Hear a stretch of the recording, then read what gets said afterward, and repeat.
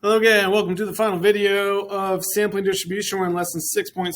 We're going to compare some sampling distributions using an applet provided on this page here and do a little bit of analysis and come up with a concept of the Central Limit Theorem. So an ACT test is scored with whole numbers from 0 to 36. We're going to use this website right here to take samples of ACT scores from EK and Rockford. So I believe EK is the school that StatsMedic, remember all of our notes come from StatsMedic, and their rival high school, Rockford Rams. Ew, boo. So we're going to go to this website, and you can read through the instructions here if you'd like to. We're just going to click begin. I'm going to zoom in a little bit, hopefully. We're going to zoom in a little bit so we can see things a little bit better. There we go. So we have 4 graphs here. We have the parent population. That's all of our data for the ACT score for EK. And then we have a few graphs down below our sample data, if we're picking a sample, and then the means of that sample below shows up there as well. And we're taking a sample of 5, I believe. So the first question says, describe the shape, center, and spread of the distribution of the ACT scores for EK. So that's our EK data that we're given right there. So let's type this nice one. Our shape is approximately normal. Our center looks like our mean is 16. And our spread will be our standard deviation, which looks to be 5. I want to move that up a little bit so we can see that. Awesome. So we can see that our shape looks approximately normal there. It goes up, it comes down, looks bell-shaped, symmetrical, approximately normal. Our mean we have right here, our mean and median are the same. That's true for perfectly normal curves. And then our spread as our standard deviation is 5 there. So we have all that. We're going to click animated. And we're going to take a sample of 5 ACT scores. I think we're going to actually click animated, and there's our 5 scores. And so it looks like they're from, like 13, 14, 18, 18, and 19. So let's jot that down. So it looks like we had like 13 and 14 and 18 and 18 and 19. So we're going to estimate our scores are.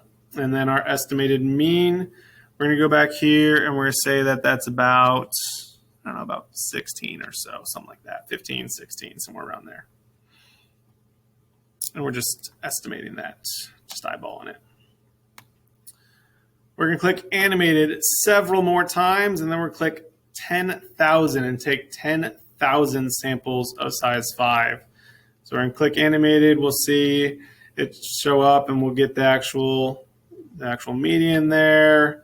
We'll click it again. So now we have these blue boxes right here. Those are our 3 samples of 5 and their means. And we're getting like a median of those samples as well. And we'll just click 10,000 and it'll create 10,000 of us. So we've gone through this 10,005 times now. We can discuss the shape of this. What does the shape of this look like? It looks pretty normal. So it looks normal, and it should be normal because of what we discussed last class, which for some of you was literally just now.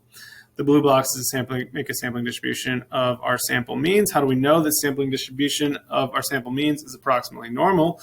We know that because the population distribution is approximately normal, which we just said in number 1. We said, hey, the population distribution looks approximately normal, so our sampling distribution of the sample means should be approximately normal, and that was from lesson 6.5, what we just got done doing. And then we can analyze looking at the mean there is approximately 16, the median is pretty close to 16. Standard deviation is actually smaller, which from our last class should be true as well. If we're going from sample size of 1, each person is on here, to a sample size of 5, then our standard deviation should get smaller, and you even have a formula for that back there on page 14, maybe on page 13. So now we're going to look at the distribution of ACT scores for Rockford. We're going to clear the lower 3 change the distribution from normal to skewed. So we're going to clear the lower 3, change the distribution from normal to skewed, and we can analyze what that looks like. So let's look at that distribution there. And what is the shape of this distribution? Well, we just change it from normal to skewed, so it should be skewed. And look how it starts out peaks early and then tapers off. We get a couple high scores there, but not a lot. So we know that this is skewed, but more specifically, we know it is skewed right. And why did this happen? It's because most students at Rockford did poorly, and only some did well to get that skewed right there. So we're going to change both of the bottom two drop-down menus to mean. Let me go find that. So we're going to change both of these to mean. So we had mean n equals 5. We're going to change that to n equals 2. And then mean of n equals 16 here. And we want to click 10,000, and it's going to take 10,000 samples. And we're going to have of mean 2 here, of sample size 2 here. And in the bottom graph, the third graph here, we're going to have sample size 16. So let's take 10,000. And we're going to analyze first this n equals 2 in number 5 there. We want to describe the shape of n equals 2. And it's kind of normal, but we can see that it kind of, has that tail off to the right there. So we're going to say that this shape of the sampling distribution here is slightly skewed. Oops, typing on the wrong thing. Slightly skewed right. Let me get this out of the way here. So that's slightly skewed right. But when we go to number 6 there and look at the sample size of 16, let's take a look. That looks pretty normal there. So it looks pretty normal. So we're going to say that that is almost normal.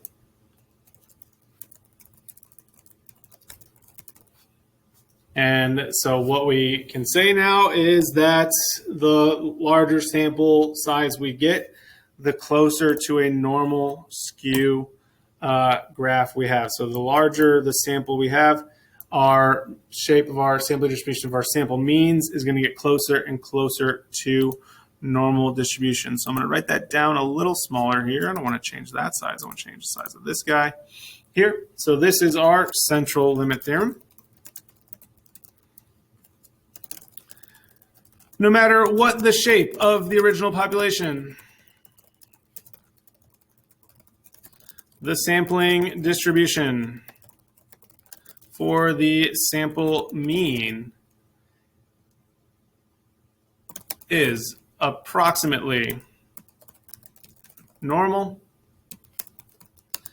if, and we got to be a little more careful here and not just say 16, but if n, our sample size, is greater than or equal to 30.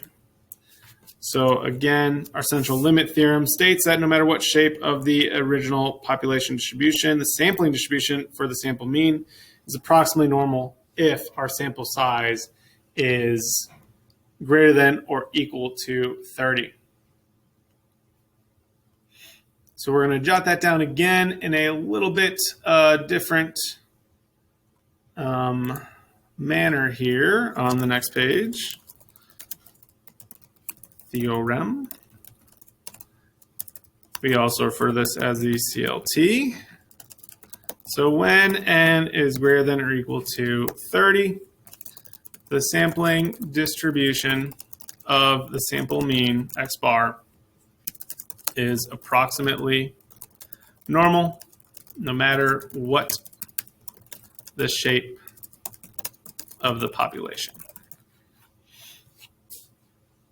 And so once we have that normal distribution, then we can, of course, go to our applet or table A and be able to apply our z-score. So I'll jot that down. Z-score, we can use table A or applet. Our z-score is going to be the mean of our sample minus our sample mean distribution mean over our standard deviation of our sample mean. And we'll go to where we want to go and figure out what we need to figure out. We'll label our normal distribution curve. And then from last class, we talked about the mean for our sample mean distribution is the same as our mean. And the standard deviation for our sample mean distribution is going to be our sample distribution divided by the square root. I'm sorry, the standard deviation divided by the square root of n. So make sure you have all this information. This is just building off of 6.5 here, applying central limit theorem. If you remember a few lessons ago, we talked about the large counts to be able to check to see if something was normal. And then we'd be able to use this normal distribution concept, find the z-score, use our formulas for mean and standard deviation, and be able to analyze our normal distribution, see how likely something was to happening. Now we have the central limit theorem to be able to discuss, say, hey, the sample size is bigger than 30 or bigger, so we can already assume that the sample mean distribution is going to be normal, so we can apply this idea to it. So we're going to practice that here. We're going to put everything together in one nice, neat formula chart and wrap up sampling distributions, even though it'll kind of stick with us for the rest of the school year. All right. See you in the future.